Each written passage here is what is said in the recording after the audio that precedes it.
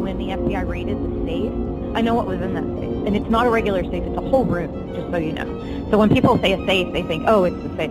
Wexner had one, too. It's a whole room you walk into.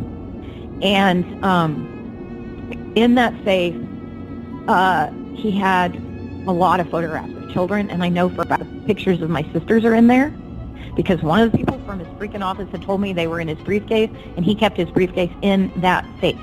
He also kept everything in there because he told me he kept it for Wexner, everything.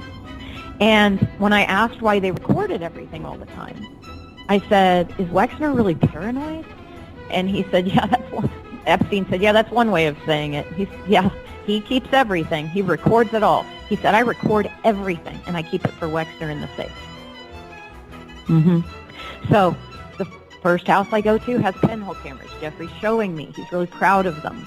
Second house I go to has pinhole cameras. He says, Wexner gave me this house for $1. Wexner gave me this for $1. Then I go to the apartment.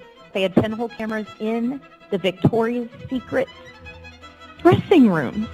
Now, just to fast forward, when I was in Wexner's house, there were cameras there were pinhole cameras throughout that thing. And Jeffrey, again, is like, oh, look at all the pinhole cameras. And Ghislaine says, you need to be careful. We can see everything.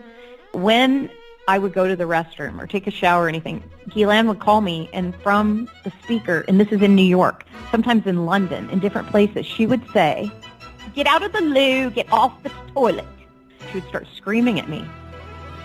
And I was on the toilet. And I'm like, what's happening?